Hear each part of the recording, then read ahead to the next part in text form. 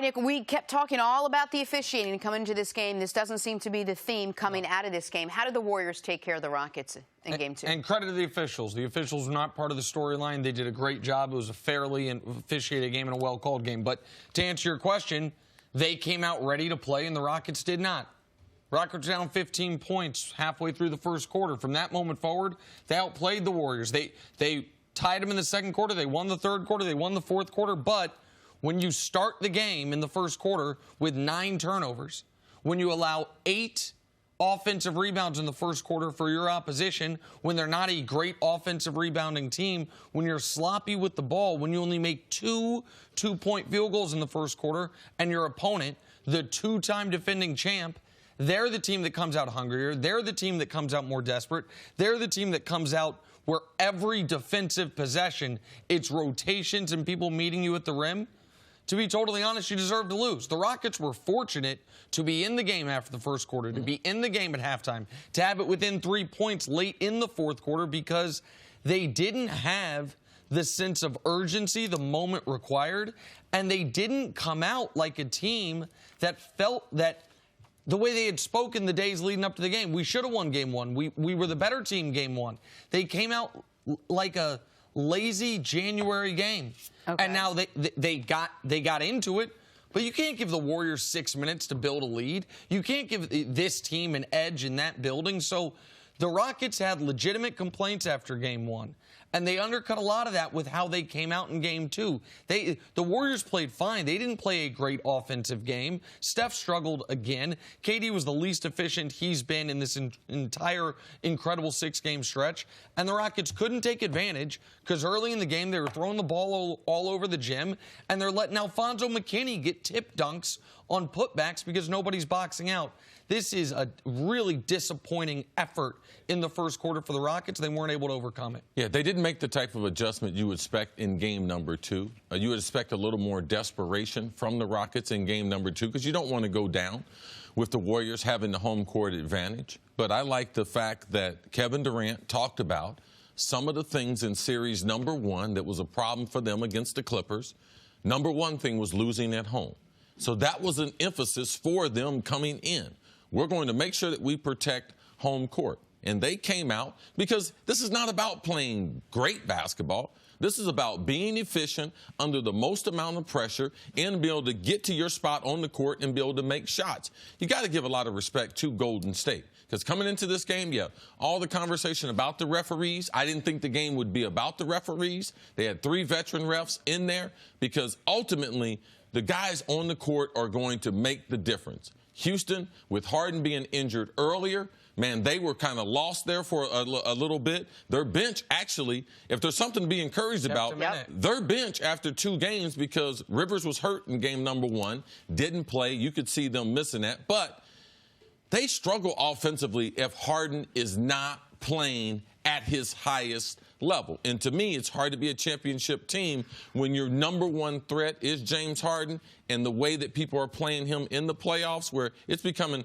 harder and harder for him to score or be as efficient as he was during the regular season. Yeah, there's no way you can rely on that bench and the role players as a sustainable way of staying in this series. But we'll talk much more about James Harden, but between his injury and however that limits him and the fact that this team is now down 0-2, is there any chance the Rockets can make this a competitive series now? Yeah, they have to go and take care of home. Game 3 becomes a must-win, and assuming they win Game 3, Game 4 is close to a must-win. The only reason you would say it's not is because we have seen teams come back from 3-1 down. But they obviously have to win Game 3, and what they need is, I thought Harden played a much smarter game in Game 2 despite the eye injury. He was obviously more efficient. He went to the rim when it was available to him. And the Rockets, you said before the game, that they need to try to get Clint Capela more involved. They did get him more involved, but it wasn't very successful. What I think they are realizing, and what we've realized after 2 games, is Kevin Durant, as a rim defender against Clint Capela, he wins that matchup. We think they're undersized when they start the Hamptons 5 because Draymond is the center in name. But Kevin Durant becomes the guy who is meeting Clint Capela at the rim.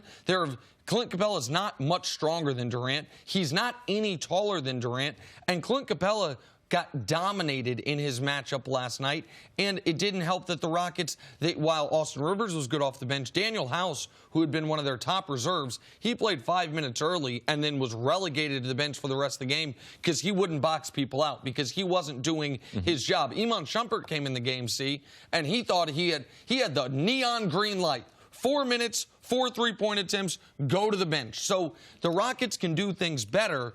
I thought Harden played really well. I thought the eye didn't affect him that much. I thought that his defense was actually quite good. He was above his season percentages on 3s and 2s in this game. So I don't have any beef with how Harden played. But the Rockets, you can't beat the Warriors if they out-rebound you and if you turn the ball over more than them. You're not going to be able to beat them. But this is also why the Warriors are so good, because Durant doesn't go for 40, he just goes for 29. But, then you have Steph Curry, and he doesn't have a great night. But, then you have Klay Thompson, who finally got his shots and stepped up. You can keep going down the line, and the Rockets just don't have the same depth after Chris Paul. It just doesn't seem to be all fitting together. Right, they don't have the same depth, but you're off to a good start when you got KD, Steph, and Klay. But to me, the difference in this is the Hampton Five. Andre Iguodala, man, somehow has found the fountain of youth. Leads the NBA in 8 playoff games. He's got 19 dunks. Now, he's something with his legs. He didn't have these legs during the regular season. Draymond looks like he's lost 20 pounds. Both of their scoring averages. Iguodala, his point total is doubled in the playoffs. Draymond is back shooting the ball, distributing the ball. And Houston doesn't have an answer for them. When they try to trap in the pick and roll, they give the ball to Draymond at the top of the key or at the free throw line. He is orchestrating the offense from there, and they are taking the Rockets apart. To your Clint Capela, the reason why he doesn't match up well is because he doesn't have a post game. Right. He does not all have. All he has is the lobs. That's all he's got. You don't. It's hard to be physical when you're in the air. Right. So Kevin Durant can match him there. So it's going to be, to me, Houston needs to be very, very careful. Because we talked about last year's chance and this year's opportunity. People say, oh, Houston's better this year. Well, let me tell you something. I don't think they're better.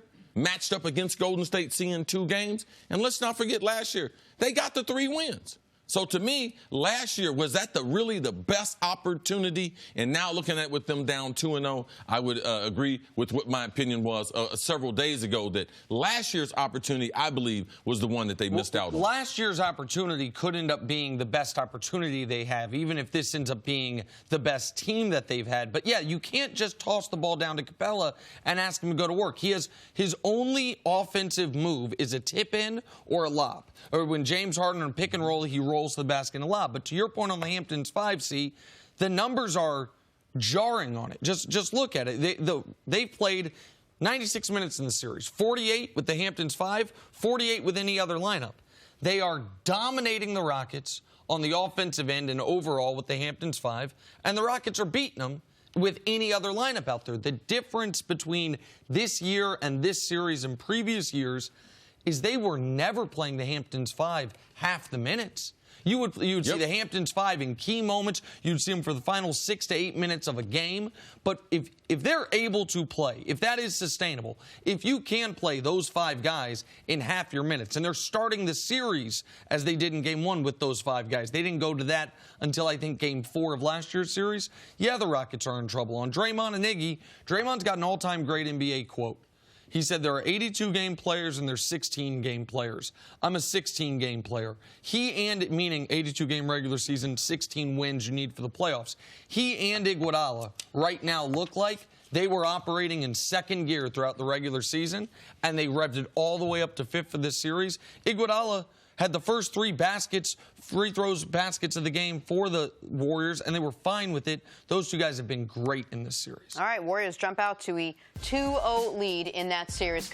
Thanks for watching. Subscribe here to get the latest from the show. Also, be sure to check out more of the best clips from First Things First, or go watch a few segments from our other shows on FS1.